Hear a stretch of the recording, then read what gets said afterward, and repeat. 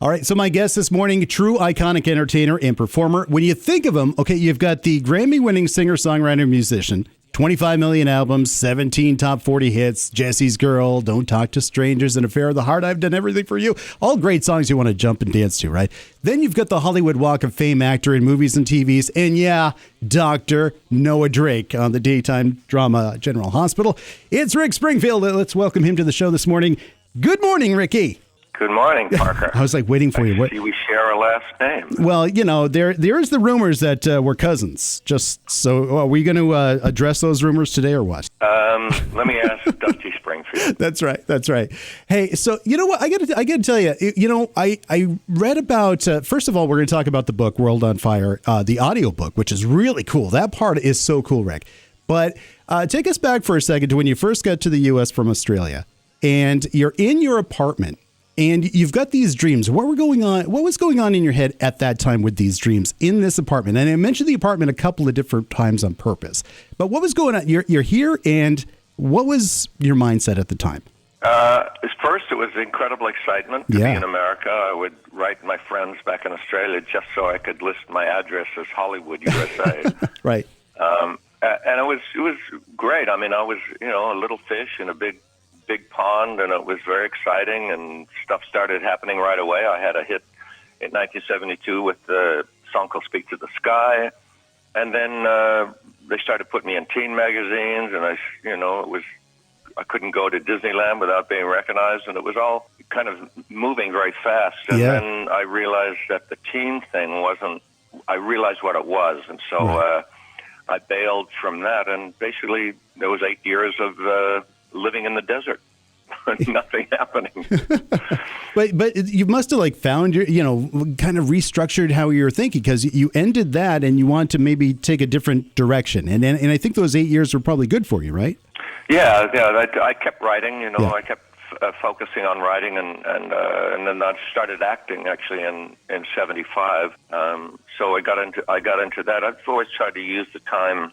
Like in lockdown, I've tried to use it productively, and certainly that was an 8-year lockdown where nothing was going on. So it did give me time to focus on writing, and also to get into acting and expand my horizons, I guess. Yeah, and I took you all the way back on purpose, because then all of a sudden, fast forward to 2014, and there you are.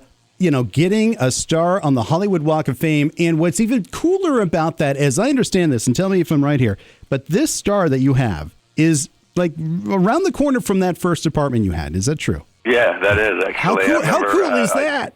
I had a lot of time in my hands back then, and I'd always go for walks along the boulevard and look at all the stars, and I'd picture myself having one there. It took a little longer than I thought, but it was kind of cool that it was just around the corner from my very first apartment when I landed in Hollywood in 1971. Yeah, that is one of the coolest stories, because I imagine myself in your shoes thinking, and you got to be thinking, wow, if you could talk to that Rick and say, look, you're going to end up here. This is going to be your spot, man. That's pretty cool. That's pretty cool.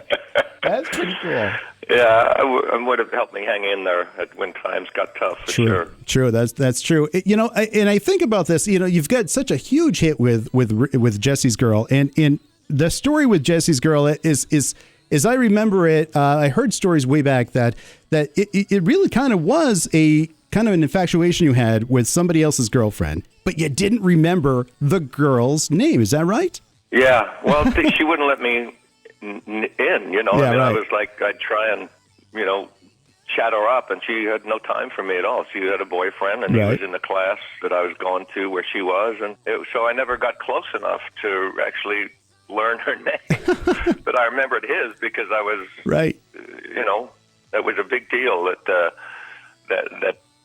he, was stopping me from getting his girl. But I took my sexual angst home and wrote a song about it, and I think I'm okay with the song. Yeah, I think you're right. Yeah, I think it's done okay for you. I think it's done okay for you. So this new book is coming out, or it's already out, I should say. I actually heard some of it because it's an audio book, which I think is really cool. It's called World on Fire, and it is a mind. It messes with your mind. It's a really cool concept. Tell us a little bit about it, and why is it an audiobook, which I think is the coolest part of it. Yeah, it was. It's on Audible, and Audible is a narrate-only site. It's the big site if you want to, listen to it in bed or listen to books while you're driving, which I do. I mean, I read a lot too, but I also like to listen when I can't read. Sure.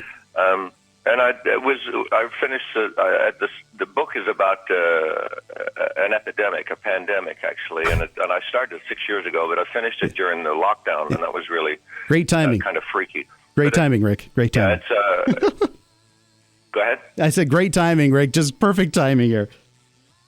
I know, right? And it's a humorous book, there's a lot of humor in it, but there's also some very serious moments, and it's about the end of the world, possibly the start of a new future for the world, and it involves God and talking to people and aliens, and it's kind of took on a life of its own. The story, and reading it was pretty trippy as well. Having written it and then reading it, and I wrote some music for it, and there's all voices for everybody, and it was.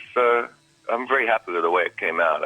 I think the narration of it adds a lot to the story. Yeah, because you're narrating it. It's not like you're not getting like Morgan Freeman to do it. It's you too. So it brings some authenticity. He could certainly play God. Yeah, there you go. There you go. Audible.com is where people can go to get that. And I highly suggest you listen, and you don't necessarily have to, but this is kind of a it's a sequel to Magnificent Vibration, which you can also get as well. But you don't have to hear Magnificent Vibration in order to understand World on Fire, right? No, the World on Fire is a standalone novel, but Perfect. It does continue the story of the two characters, Bobby Cotton and Alice Young, the ex-nun. Exactly. In World on Fire. It's such a cool book, and when you think about the book, the audio book, and you think about now you're looking at a 40-year anniversary of Working Class Dog, which everybody had that album. I've got to ask, 40 years later, is there anything that you would do a little bit differently? Have you ever thought about like remixing some of these songs that are there? They're great, beautiful, wonderful classics as they are. But like sometimes you maybe change over the years and you think, well, maybe I'd like to do a little tweak to this song. Have you ever thought about that, tweaking it in any way? Well, I've re-recorded some of them, but I've done it to match the original because anytime I've ever heard re-recordings of songs that I loved when I was a kid, there's a letdown because once you know a song that well, you know every breath, you know every guitar lick, you know the sounds, right? And you want that because that's part of the memory. Part of the strength of a song is the memory attached to it. That's so right. I'm not really a fan of general re-records. Any other re-records I've heard, I've kind of gone, I like the original better. It's got all that great, cool stuff that first attracted me to the track. That's always I'm very happy with the way Working Class Dog it came out. It still sounds good. It's it's guitar based, and I'm a guitar player, so I love that, and it worked as an album. And I remember when we were recording it, feeling that that we were onto something. Yeah, it just felt special. And you gotta look when you look at the album cover, which is iconic. Okay, Ronnie is the dog. Ronnie, good old Ronnie, your dog. Mm-hmm. Ronnie really is like the precursor of Spuds MacKenzie, I think, right? It's like an inspiration. Well, I think somebody knew me back then because I used to call him Spud.